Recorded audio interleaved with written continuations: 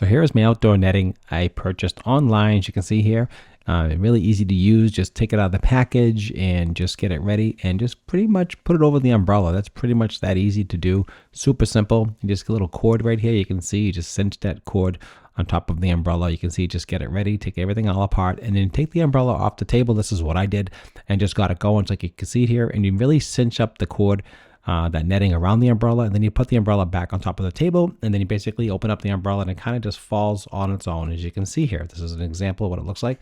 And you just work with it a little bit and just go back and forth, and just really simple to do. Just keep moving the umbrella and just keep pulling the fabric, and it just keeps stretching and stretching, and it fits perfectly. As you can see here, it's all around the umbrella. It has areas to hold it down. There's some rocks you can put in here. There's little pouches and just different things, ways to weight it down. This is what it looks like at night perfectly. I absolutely love this netting. It keeps you bug free.